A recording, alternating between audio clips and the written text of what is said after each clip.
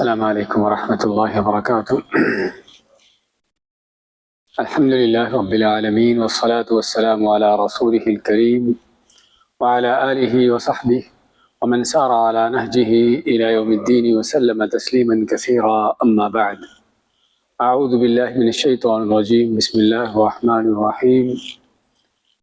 اذا جاء نصر اللہ والفتح ورأيت الناس يدخلون في دين الله أفواجا فسبح بحمد ربك واستغفره إنه كان توابا۔ اللہ تعالیٰ فرماتا ہے اذا جاء نصر اللہ والفتح، کہ جب اللہ کی مدد آ جائے اور فتح حاصل ہو جائے، ورأيت الناس يدخلون في دين الله أفواجا، اور تم دیکھو لوگوں کو اللہ کے دین میں داخل ہوتے ہوئے فوج در فوج، فسبح بحمد ربک واستغفرہ، تو اپنے رب کی تسبیح بیان کرو اس کی حمد تعریفوں کے ساتھ، اور اس سے استغفار کرو، بخشش مانگو۔ بے شک اللہ تعالیٰ بڑا ہی توبہ قبول کرنے والا ہے۔ یہ ہے سورۃ النصر، جو قرآن کریم کی سب سے آخری صورت ہے نازل ہونے والی۔ آخری وہ صورت جو مکمل نازل ہوئی، یہ صورت ہے سورۃ النصر۔ اور یہ صورت کیا ہے؟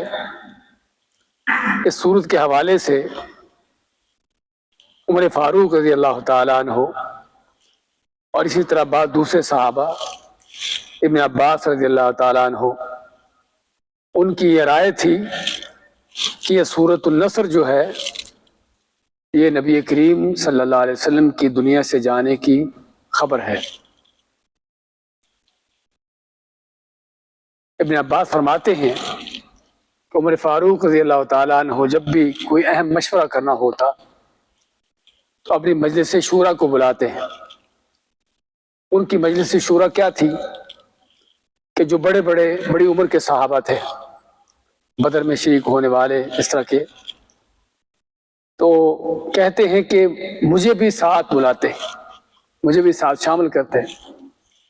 حالانکہ ابن عباس بچے تھے، یعنی بچے سے عمر ابھی 9 عمر تھے۔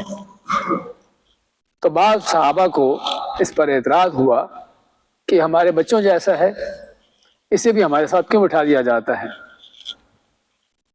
تو کہتے ہیں کہ ایک دن مجلس شورا تھی، عمر فاروق نے صحابہ کو بلایا اور مجھے بھی خاص طور پر پیغام بھیجا۔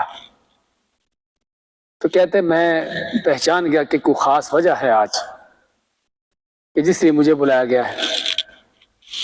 تو جب صحابہ جمع ہو گئے تو بات چیت ہوئی، تو عمر فاروق نے یہ سورت پڑھ کر سنائی، سورۃ النصر، اور پوچھا صحابہ سے کہ تم اس سورت کے بارے میں تمہارا کیا خیال ہے کہ یہ سورت کیا معنی رکھتی ہے؟ تو صحابہ نے جو اس کا ظاہری معنی ہے کہ اللہ تعالیٰ کا فرمان، کہ اللہ فرمائے کہ جب اللہ کی مدد آ جائے، فتح حاصل ہو جائے اور لوگ فوج در فوج دین میں داخل ہونا شروع ہو جائیں، تو پھر جو ہے اللہ کی تسبیح بیان کرو، اللہ کا شکر ادا کرو۔ سورت کا ظاہری معنی یہ معلوم ہوتا ہے۔ تو عمر فاروق ابن عباس سے پوچھتے ہیں کہ تم کیا کہتے ہو؟ تو ابن عباس فرماتے ہیں کہ میری رائے کچھ مختلف ہے۔ کیا رائے ہے؟ کہ میں کہتا ہوں کہ یہ سورت جو ہے نبی کریم صلی اللہ علیہ وسلم سے دنیا سے جانے کی خبر ہے۔ اللہ نے آپ کو یہ سورت نازل کر کے اس بات کی خبر دی ہے کہ آپ کا دنیا میں جو آنے کا مقصد تھا پورا ہو چکا، دین کا غلبہ ہو گیا، فتح حاصل ہو گئی، لوگ دین فوج در فوج داخل ہونا شروع ہو گئے، تو آپ کا مقصد تو پورا ہو گیا، اب جو ہے دنیا سے جانے کی تیاری کرو۔ تو میرے فاروق فرماتے ہیں کہ ہاں، واقعہ ہی یہی بات ہے۔ تو یہ سورۃ النصر، اس میں اللہ تعالیٰ فرماتا ہے اذا جاء نصر اللہ والفتح، کہ جب اللہ کی مدد آ جائے اور فتح حاصل ہو جائے۔ اللہ کی مدد تو نبی کریم صلی اللہ علیہ وسلم کے نبوت کے آغاز سے لے کر ہی چلتی آ رہی تھی، قدم قدم پر، ہر وقت، ہر مرحلے، ہر لمحے اللہ کی مدد۔ لیکن خصوصی طور پر والفتح، اور فتح حاصل ہو جائے، معلوم ہوتا ہے کہ خاص فتح ہے۔ یہ فتح کون سی ہے؟ فتح تو اللہ نے مسلمانوں کو بہت سی موقعوں پر دی تھی، بدر میں فتح دی اور بھی کئی موقعوں پر، لیکن یہ فتح جو ہے فتح مکہ ہے، مکہ کی فتح ہے۔ اور مکہ کی فتح کب ہوا؟ کون بتا سکتا ہے؟ مکہ کی فتح کب ہوئی؟ دیکھیے، ہمیں سیرت کو پڑھنا چاہیے، خصوصاً نبی کریم علیہ السلام کی سیرت سے بڑھ کر دنیا میں کسی کی سیرت افضل نہیں ہے، اس پر ہمیں یقین ہونا چاہیے۔ آپ کی سیرت کا مطالعہ کرنا بہت ضروری ہے، یعنی اسی سے ہمیں پتہ چلے گا کہ نبی کریم صلی اللہ علیہ وسلم کون تھے، آپ کی ہستی کیا تھی، اور یہی آپ سے سچی محبت عقیدت کا تقاضا ہے کہ آپ کی سیرت پڑھی جائے اور خصوصاً آپ کی زندگی کے بارے میں معلوم کیا جائے کہ آپ نے کس قدر اسلام کی خاطر قربانیاں دی، کہ آپ کی محنتیں کوششیں تھیں اس دین کی خاطر، اور ہم کہاں پر ہیں؟ ہم آپ کی طرف نسبت کرتے ہیں، آپ کا کلمہ پڑھتے ہیں، لیکن حقیقی معنوں میں ہم کس قدر آپ کے ساتھ ملتے ہیں، تو تبھی ہمیں اندازہ ہوگا کہ ہمارا اور آپ صلی اللہ علیہ وسلم کے ساتھ، ہمارا آپ کے ساتھ کیسا تعلق ہے۔ تو خیر، مکہ جو ہے وہ 8 ہجری کو، ہجرت کے 8ویں سال رمضان مبارک 20 رمضان کو فتح ہوا، اور کوئی شک نہیں کہ مکہ کی فتح صرف مسلمانوں کے لیے نہیں بلکہ پورے دنیا کے لیے بہت بڑا اس کا ایک انقلابی فتح تھی، بہت بڑی فتح تھی۔ عرب کے لوگ جو ہیں مکہ کے حوالے سے، بیت اللہ کے حوالے سے اور قریش کے بارے میں خصوصاً ان کے قدیم زمانوں سے لے کر بڑے ایک عقیدت کا تعلق تھا، پورے عربوں کا، پورے عرب کا تعلق جو ہے مکہ کے ساتھ، بیت اللہ کے ساتھ، قریش کے ساتھ ایک بڑا عقیدت کا تعلق تھا۔ قریش کو اپنے روحانی پیشوا سمجھتے تھے، بیت اللہ کو اپنا روحانی مرکز اور سینٹر سمجھتے تھے۔ تو ان کے ذہن میں کیا تھا کہ اگر یہ نبی یعنی آپ صلی اللہ علیہ وسلم مکہ فتح کر لیتے ہیں، کیونکہ فی الحال تو آپ، اس سے پہلے تو کیا تھا، مکہ میں آپ کو اذیتیں دی جا رہی ہیں، آپ کے صحابہ کو تکلیفیں دی جا رہی ہیں، حتیٰ کہ آپ کو، آپ کے صحابہ کو مکہ چھوڑنے پر مجبور کیا گیا، آپ نے ہجرت کی، تو کوئی شک نہیں کہ یہ چیز مسلمانوں کے لیے ظاہراً ان جاہل عرب لوگوں کے لیے نقصان دہ تھی، ان کے لیے، کیونکہ جاہل عرب لوگ کیا دیکھتے تھے کہ مسلمان تو شکست کھا رہے ہیں، مار کھا رہے ہیں، مکہ کو چھوڑ کر نکل رہے ہیں۔ اس میں ظاہری طور پر مشرکین عرب جو تھے، قریش کے کافر مشرک جو تھے، ایک ان کی سائڈ بھاری نظر آتی تھی، لیکن جب مسلمانوں نے مکہ فتح کیا 8 ہجری کو، اس سے عرب کے جو لوگ تھے جن کے بارے میں، اسلام کے بارے میں ابھی تک شک و شبہات تھے کہ پتہ نہیں یہ دین صحیح ہے، یہ غلط ہے، سچا ہے، جھوٹا ہے، کیونکہ ان کے ہاں جو معیار تھا نا اسلام کے صحیح ہونے کا، وہ کیا تھا کہ مسلمان ان کا غلبہ ہو جائے، مکہ ان کے ہاتھ میں آ جائے، بیت اللہ کی سرپرستی ان کے پاس ہو، ہاں پھر پتہ چلے گا کہ واقعی یہ سچے ہیں۔ دنیا داروں کے عام طور پر، دنیا والوں کے ان کا معیار یہی ہوتا ہے، حق کیا ہے، جھوٹ کیا ہے، سچ کیا ہے، ان کو ہاں ان چیزوں کا کوئی پتہ نہیں ہوتا، لیکن بھی کون فتح پا رہا ہے، کون شکست کھا رہا ہے، بس ان کے ہاں یہ چیزیں ہوتی ہیں۔ تو چنانچہ عرب کے جاہل لوگوں کے ہاں بھی یہی چیز تھی، اس انتظار میں بیٹھے ہوئے تھے کہ دیکھیں اسلام، اس کا انجام کیا ہوتا ہے، اس کا آگے، اس کا مستقبل کیا ہوتا ہے۔ تو جب مکہ فتح ہو گیا، اس سے کیا ہوا، ان عربوں کے دل کے جو شک و شبہات تھے اسلام کے بارے میں دور ہو گئے، پتہ چل گیا کہ واقعی یہ سچا دین ہے، اسے قبول کرنا چاہیے۔ اسی لیے آپ دیکھو کہ آپ کی سیرت پڑھ کر کہ مکہ فتح ہوا 8 ہجری کو رمضان میں، اور 9 ہجری اس کے اگلا سال جو ہے، اس کو کہتے ہیں عام الوفود، کہ وہ سال کہ جو لوگوں کے وفد آنے کا سال تھا۔ حج فرض ہو چکا تھا اس سال، لیکن آپ حج کے لیے کئی وجہ سے نہ جا سکے، اس میں ایک بڑی وجہ یہ بھی تھی کہ آپ لوگوں کا استقبال کر رہے تھے جو اسلام قبول کرنے والے، یعنی جیسے مکہ فتح ہوا عربوں کے شک و شبہات دور ہو گئے اسلام کے بارے میں، اب ان کی دوڑ لگی اسلام قبول کرنے میں کہ کون پہل کرتا ہے کہ کہیں ہم پیچھے نہ رہ جائیں۔ اور اس سے پہلے ابھی تک وہ دیکھ رہے تھے کہ کیا ہوتا ہے۔ اس سے آپ اندازہ لگا سکتے ہیں کہ واقعی مکہ کی فتح ایک انقلابی فتح تھی، بہت بڑی فتح تھی۔ تو اسی لیے اللہ فرماتا ہے اذا جاء نصر اللہ والفتح، کہ جب اللہ کی مدد آ گئی اور فتح حاصل ہوگی تو ایک تو عربوں کے شک و شبہات دور ہو گئے مکہ فتح ہونے سے، دوسرا بہت سی رکاوٹیں جو تھی اسلام قبول کرنے میں وہ ختم ہو گئی۔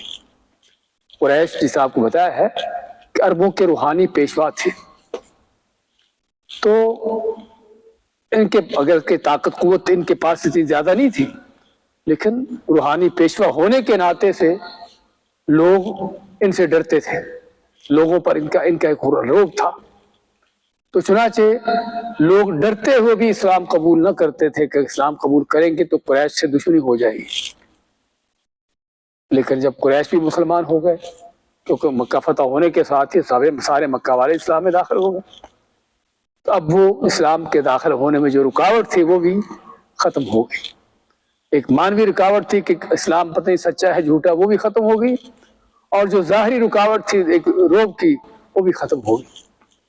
اس لیے اس کے بعد لوگ فوج رأیت الناس يدخلون فی دین اللہ افواجا، کہ تم دیکھو لوگوں کو اسلام میں داخل ہوتے ہوئے فوج در فوج۔ کہاں وہ زمانہ تھا مکہ میں خاص طور پر کہ مہینوں میں کوئی ایک آدمی مسلمان ہوتا تھا، مہینوں بھر میں کوئی ایک آدمی اسلام میں داخل ہوتا تھا، اور کہاں مکہ فتح ہونے کے بعد پورے قبیلے، پوری قومیں اسلام میں داخل ہو رہی۔ اس آپ کو بتایا ہے کہ ان کے کمپٹیشن تھا، ان کی دوڑ لگ گئی کہ کون پہل کرتا ہے، ہم پیچھے نہ رہ جائیں۔ اتنی بڑی فتح تھی مکہ کی۔ تو میں اللہ تعالیٰ نے کہ تم دیکھو کہ جب مکہ فتح ہو جائے اور لوگ فوج در فوج دین میں داخل ہونا شروع ہو جائے تو پھر کیا کرو؟ فَسَبِّحْ بِحَمْدِ رَبِّكَ وَاسْتَغْفِرْهُ إِنَّهُ كَانَ تَوَّابًا۔ فَسَبِّحْ، اللہ کی تسبیح بیان کرو۔ تسبیح اللہ کی بیان کرنے کا معنی کیا ہوتا ہے؟ ہم سبحان اللہ کہتے ہیں۔ کیا معنی سبحان اللہ کا؟ کہ اللہ پاک ہے۔ کس چیز سے پاک ہے؟ ہر اس چیز سے پاک ہے جو اللہ کے لائق نہیں ہے۔ بعض وہ چیزیں ہیں کہ جو ہمارے لیے ایک کمال کی صفت ہوتی ہے، اچھی چیز ہوتی ہے۔ آدمی کی اولاد ہونا، کیا خیال ہے؟ ایک اچھی چیز ہے نا، جس کی اولاد نہیں ہوتی بیچارہ علاج کرواتا ہے، لوگ بھی اس کو بیچارے کی نظر سے دیکھتے ہیں کہ اس بیچارے کی اولاد نہیں ہے، سمجھے نا، کہ ایک کمزوری ہے انسان کے اندر اولاد نہ ہونا۔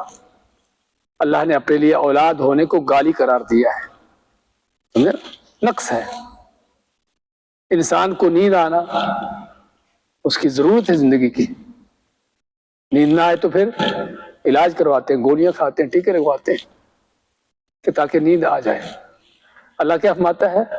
لا تأخذہ سنۃ ولا نوم، اللہ کو نہ اونگ آتی ہے نہ نیند آتی ہے، کیونکہ نیند کا آنا انسان کی کمزوری کی دلیل ہے کہ انسان تھک جاتا ہے، انسان کی باڈی اس قابل نہیں کہ وہ دیر تک مسلسل بغیر آرام کے چلتی رہے، سمجھے نا، جو اس بات کی دلیل ہے کہ کمزور باڈی ہے، جبکہ اللہ تعالیٰ اس چیز سے پاک ہے۔ اللہ تعالیٰ سب سے زیادہ جس چیز سے پاک اللہ تعالیٰ کو کرنے کی ضرورت ہے شرک ہے، کہ اللہ کا کوئی شریک ہو، اللہ کے ساتھ کسی کو شریک کیا جائے۔ اللہ کے ساتھ شریک کرنے کا معنی کیا ہے؟ کہ ان چیزوں کو چلانے کے اللہ اکیلا نہیں کافی، اللہ اکیلا نہیں چلا سکتا، بلکہ اس کو لوگوں کی ضرورت ہے، کسی نبی کی، کسی ولی کی، کسی کی زندہ مردہ کی ضرورت ہے، ان کے سہارے چلتا ہے۔ نعوذ باللہ، جیسا بادشاہ ہے نا، ہم بادشاہ کتنا بھی طاقتور کیوں نہ ہو، کتنی بھی اس کے فوجی لشکر کیوں نہ ہو، اس کی بادشاہت کس چیز پر قائم ہوتی ہے؟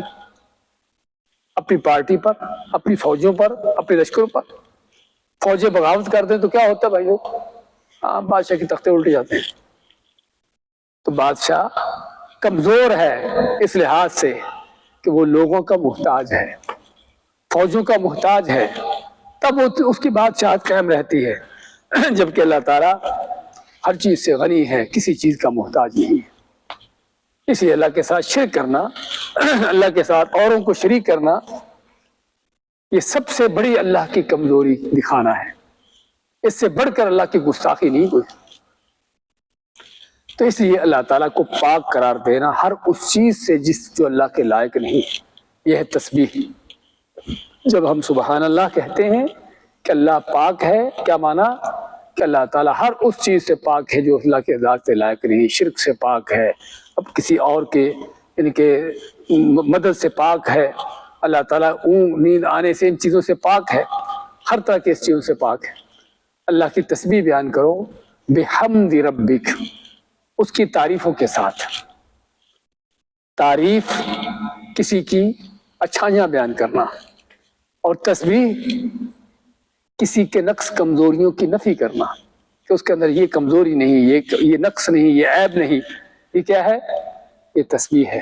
اور حمد کیا ہے؟ اس کی تعریف ہے، اس کی اچھائیاں بیان کرنا، کہ اس کے اندر کیا کیا اچھی صفات ہیں، کیا عظیم صفتیں ہیں۔ یہ دونوں چیزیں جمع ہو جائیں تو حقیقی معنوں میں کسی کی تعریف ہوتی ہے، کسی کی بڑائی بیان ہوتی ہے، سمجھے نا؟ صرف آپ کسی کی اچھائیاں بیان کرتے جائیں لیکن کمزوریاں اس کے اندر ہوں گی، اس کی نفی نہ کریں تو اس کا مطلب کہ آپ نے اس کے حقیقی معنوں میں بڑائی بیان نہیں کی۔ صرف کمزوریوں کی نفی کرتے جائیں کہ اس کے اندر یہ نہیں، اس کے اندر وہ نہیں، اور اس کی کوئی اچھائی بیان نہ کریں تو یہ بھی حقیقی معنوں میں بڑائی نہیں۔ اس لیے آپ قرآن کریم میں اکثر و بیشتر پڑھو گے تسبیح اور حمد کہ پاکیزگی، اللہ کو پاک قرار دینا اور اس کی تعریفیں کرنا، دونوں ساتھ ساتھ۔ تو اللہ تعالیٰ کی تسبیح بیان کرو، اس کو پاک قرار دو، اس کی تعریفیں بیان کرنے کے ساتھ وَاسْتَغْفِرْهُ، اور اس سے استغفار کرو، بخشش مانگو۔ استغفار کے معنی بخشش مانگنا، بخشش مانگنے کے معنی کہ کوئی گناہ یعنی کہ کوئی غلطی ہوئی ہے، کوئی اس طرح کی چیز ہوئی ہے، اللہ سے اس کی معافی مانگنا۔ تو اللہ تعالیٰ نبی کریم صلی اللہ علیہ وسلم کو فرماتا ہے کہ جب اللہ کی مدد آ جائے، فتح حاصل ہو جائے، لوگ دین میں فوج در فوج داخل ہونا شروع ہو جائے، تو پھر جو ہے اللہ کی تسبیح بیان کرو، پاکیزگی بیان کرو اس کی تعریفوں کے ساتھ، اور اس سے استغفار کرو، بخشش مانگو۔ بخشش مانگتے جیسا بتایا نا کہ کسی غلطی پر، کسی گناہ پر عام طور پر یہ ہوتا ہے کہ کوئی کام تو کیا ہے لیکن کام کرنے میں کوئی کوتاہی رہ گئی، کوئی کمی ہو گئی، یا کوئی غلط کام کر بیٹھے، اس سے استغفار کرتے بخشش مانگتے ہیں۔ اب نبی کریم صلی اللہ علیہ وسلم نے تو وہ کام کیا تھا جو دنیا میں کائنات میں کسی نے نہیں کیا، کسی مخلوق نے۔ اتنا بڑا انقلاب پیدا کیا کہ عرب کے جاہل لوگوں کو علم سکھا دیا، شرک میں ڈوبی ہوئی انسانیت، کفر میں ڈوبی ہوئی انسانیت کو توحید پر لگا دیا، سمجھے نا؟ اتنا بڑا انقلاب۔ آپ کبھی اسلام سے پہلے نبی کریم صلی اللہ علیہ وسلم کے نبوت سے پہلے کے حالات پڑھیے، صرف عربوں کے نہیں بلکہ پوری دنیا کے۔ نبی کریم صلی اللہ علیہ وسلم کہ اللہ تعالیٰ نے زمین والوں کو دیکھا تو سبھی پر اللہ نے اپنے غصے ناراضگی کا اظہار کیا، اس لیے کہ سبھی گمراہ، شرک میں، کفر میں ڈوبے ہوئے، گمراہیوں میں ڈوبے ہوئے، صرف چند لوگ اہل کتاب میں سے، یہود و نصارہ میں سے جو اپنے کسی صحیح دین پر قائم تھے، باقی سبھی کے سبھی گمراہ۔ تو یہ حالت تھی۔ اس حالت میں نبی کریم صلی اللہ علیہ وسلم اللہ کے نبی بن کر آئے، اور آپ نے پھر دن رات اللہ کے دین کی خاطر جو قربانیاں دی، محنتیں کی، اللہ مانتا ہے کہ پھر بھی کیا کرو؟ اللہ سے استغفار کرو، بخشش مانگو۔ اب کو کہنے والا کہے گا بھئی اتنا بڑا کام کرنے کے بعد تو اللہ تعالیٰ کی طرف سے بڑا کریڈٹ ملنا چاہیے تھا کہ آپ نے بہت بڑا کام کر دیا، جیسے کہ اللہ فرمائے کہ اللہ سے بخشش مانگو، کہ ظاہر معلوم ہوتا ہے کہ اس کام میں کوئی کمی رہ گئی ہے، سمجھے نا؟ بھائیو، حق یہ ہے کہ اللہ تعالیٰ اس کا حق جو ہے اتنا بڑا ہے کہ کوئی بھی انسان چاہے نبی رسول بھی کیوں نہ ہو، حقیقی معنوں میں وہ بھی اللہ کا حق ادا نہیں کر سکتا، کتنی بھی محنت کوشش کیوں نہ کر لیں۔ حقیقت یہ ہے۔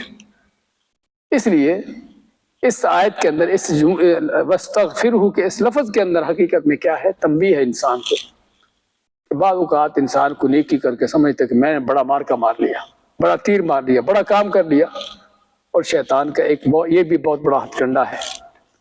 شیطان پہلی بات تو کسی کو نیکی کرنے نہیں دیتا، نیکی سے ہٹانا، پھیرنا، دور کرنا، کسی غلط رستے پر لگا دینا، نیکی سمجھ کر آدمی کرتا رہے.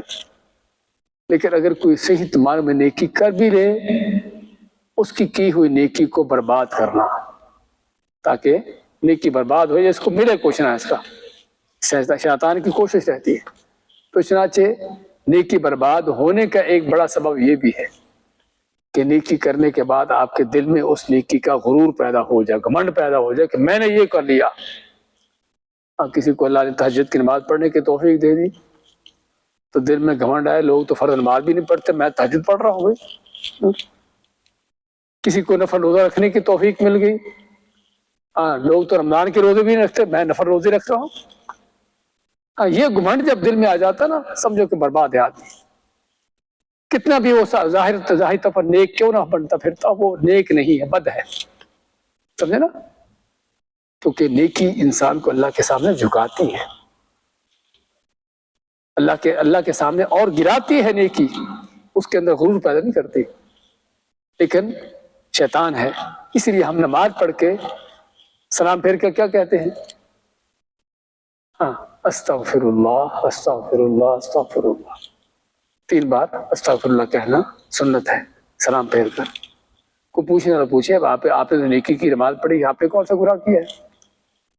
آپ استغفر اللہ کیوں کہہ رہے ہو کہ اللہ مجھے بخش دے، میری معاف کر دو؟ معافی کس چیز کی مانگ رہے ہو؟ کبھی سوچا ہے استغفر اللہ کیوں کہتے ہیں؟ کبھی غور کیا ہے؟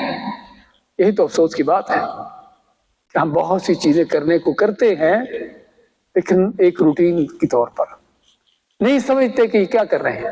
استغفر اللہ کہنے کو کہتے ہیں، سبھی کہتے ہیں، لیکن کسی سے پوچھو، پکڑو کہ کیوں کہتے ہو، کوئی آپ کو بتائے گا. یہ بتائے گا کہ اللہ کے نبی کی سنت ہے، اچھی بات ہے، سنت ہے، کرنا چاہیے. لیکن کرنے کا مقصد کیا ہے؟ کیا مناسبت کیا ہے سلام پھیر کے استغفر اللہ کہنے کی؟ کہ اللہ تو نے حکم دیا تھا نماز پڑھنے کا، آواز دی تھی کہ حی علی الصلاۃ، آ جاؤ نماز کے لیے، آ گیا نماز پڑھنے کے لیے تیری توفیق سے. نماز تو پڑھ لی ہے لیکن اس میں کیا کمیاں کوتاہیاں ہیں، کیا اس میں غلطیاں ہیں، وہ تو جانتا ہے. اس لیے استغفر اللہ کہتے ہیں، اللہ میری بخشش کر دے، مجھے معاف کر دے، تیرا حق ادا نہیں ہوا. یہ بھائیو استغفر اللہ کا مقصد، یہ استغفر اللہ کا سبق ہمیں جو سیکھنے کی ضرورت ہے. تو ہم تو کس قدر غلطیاں کرتے ہوں گے، ہماری تو کیا کمیاں کوتاہیاں ہوگی. یہاں پر نبی کریم صلی اللہ علیہ وسلم کو حکم دیا جا رہا ہے کہ آپ اللہ سے استغفار کرو، بخشش مانگو. اور نبی کریم صلی اللہ علیہ وسلم اللہ سے بخشش مانگتے تھے، استغفار کرتے تھے. کتنے استغفار کرتے تھے؟ ہم آتے کہ میں ایک دن میں 70-100 مرتبہ اللہ سے استغفار کرتا ہوں. اور صحابہ فرماتے ہیں کہ ہم آپ صلی اللہ علیہ وسلم کی کسی مجلس میں بیٹھے ہوئے ایک مجلس میں آپ کے زبان سے استغفر اللہ کے لفظ سنتے رہتے، ممکن 70 مرتبہ صرف ایک مجلس میں ہی آپ استغفر اللہ کہہ جاتے ہو. اس قدر آپ یہ استغفار کیا کرتے تھے، اور ہمیں بھی کرنا چاہیے. یہ چیز کرنے کی ضرورت ہے کیونکہ انسان ہر وقت غلطی کرتا ہے، غلطیوں کا پتلا ہے، اس سے گناہ ہوتے ہیں، نافرمانیاں ہوتی ہیں، اللہ کے حق میں کمیاں کمزوریاں رہ جاتی ہیں. تو ضرورت ہے اللہ سے استغفار کرنے کی، بخشش مانگنے کی. اور اس استغفار کے بڑے فائدے ہیں بھائیو. اللہ سے استغفار کرنا، بخشش مانگنا، اس کے بڑے فائدے ہیں. استغفروا ربکم انہ کان غفارا یرسل السماء علیکم مدرارا ویمددکم باموال وبنین. ہود علیہ السلام اپنی قوم کو کیا کہتے ہیں، قوم عاد کو؟ اللہ سے استغفار کرو، تمہارے اوپر بارشیں برسائے گا، تم کو بیٹے دے گا، تم کو روزیاں دے گا. اور اللہ ماتا آپ مفاتے ہیں، من لزم الاستغفار جعل اللہ له من كل ضيق مخرجا ومن كل هم فرجا ورزقه من حيث لا يحتسب. کہ جو آدمی ہمیشہ استغفار کہتا رہتا ہے، اپنی زبان پر استغفر اللہ کا لفظ چڑھا دیتا ہے، کہتا رہتا ہے، اللہ تعالیٰ اس کے لیے ہر تنگی سے آسانیاں کر دیتا ہے، ہر مشکل سے اس کے لیے اس کے رستے نکال دیتا ہے، اس کو وہاں سے روزی عطا کرتا ہے جہاں سے اس نے کبھی گمان بھی نہ کیا ہو۔ کہ بھائی استغفار کے فائدے۔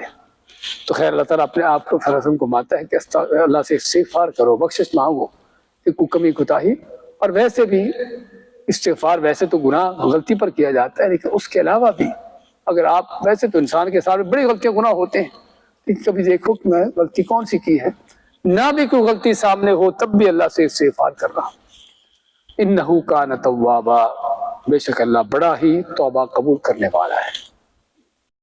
تواب توبہ سے جو بہت توبہ قبول کرنے والا ہے، تو بے شک اللہ تعالیٰ بڑا ہی توبہ قبول کرنے والا ہے۔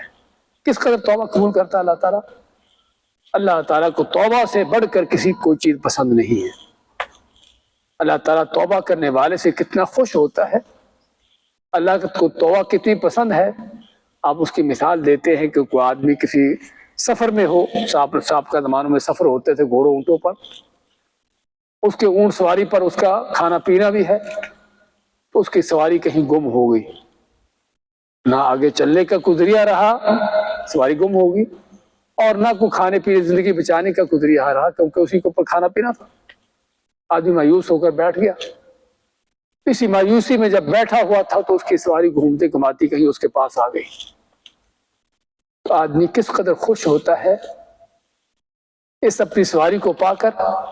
آپ مانتے ہیں کہ اللہ تعالیٰ بندے کی توبہ سے اس سے زیادہ خوش ہوتا ہے، کہ توبہ کا معنی ہی اللہ کی طرف لوٹنا ہے۔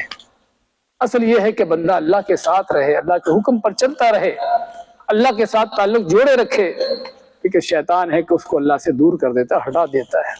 تو جب بندہ اللہ کی طرف لوٹتا ہے نا توبہ کر کے، تو اللہ اس قدر خوش ہوتا ہے، اس سے زیادہ خوش ہوتا ہے۔ تو یہ مانا کہ اللہ تعالیٰ بڑا ہی توبہ قبول کرنے والا ہے۔ توبہ کی شرطیں بھی شاید ذکر کرتے جائیں کہ توبہ کی شرطیں کیا ہے کہ اللہ کے لیے خالص ہو، لوگوں کو دکھانے بتانے کے لیے نا میں توبہ کر لی، اللہ کے لیے ہو، اللہ کو راضی کرنے کے لیے ہو، اللہ کے ڈر خوف سے ہو، اور یہ بھی کہ کیے ہوئے گناہ پر ندامت شرمندگی ہو کہ واقعی میں نے غلطی کی ہے، گناہ کا اعتراف ہو، پتہ ہو کہ گناہ ہے، مجھے نہیں کرنا چاہیے تھا۔ اور تیسری شرط آئندہ سے گناہ کو نہ کرنے کا عزم ارادہ ہو، دل میں یہ ہو کہ ابھی توبہ کر لیتے ہیں یوسف علیہ السلام کے بھائیوں کی طرح کہ اس کو بھی قتل کر دو بعد میں معافی مانگ لینا، تو اس طرح سے نہیں، پہلے سے عزم ارادہ ہو کہ اللہ اب تیری طرف لوٹ آیا، اب جو ہے دوبارہ گناہ نہیں کروں گا، اس گناہ کو نہ کرنے کا عزم ارادہ ہو، اور توبہ اپنے وقت پر ہو، جو وقت ہر انسان کی موت تک ہے اور پوری دنیا کے لحاظ سے قیامت سے پہلے سورج کے مغرب سے طلوع ہونے سے پہلے تک ہے۔ اور اگر کسی بندے کا اس میں حق ہے تو اس کا حق ادا کیا جائے، تو یہ توبہ یہ کرنی چاہیے انسان کو۔ تو یہ سورۃ النصر جو بڑی عظیم سورت اپنے معنی کے لحاظ سے، دوبارہ دیکھیں پھر اس کے معنی کو، اذا جاء نصر اللہ، جب اللہ کی مدد آ جائے، والفتح، اور فتح حاصل ہو جائے، ورأیت الناس، اور دیکھو تم لوگوں کو، يدخلون فی دین اللہ افواجا، داخل ہوتے ہو اللہ کے دین میں فوج در فوج، فسبح بحمد ربک، پس تسبیح بیان کرو اپنے رب کی تعریفوں کے ساتھ، واستغفرہ، اور اسے استغفار کرو، بخشش مانگو، انہ کان توابا، بے شک بڑا ہی توبہ قبول کرنے والا ہے۔ بارک اللہ فیکم، جزاکم اللہ خیر۔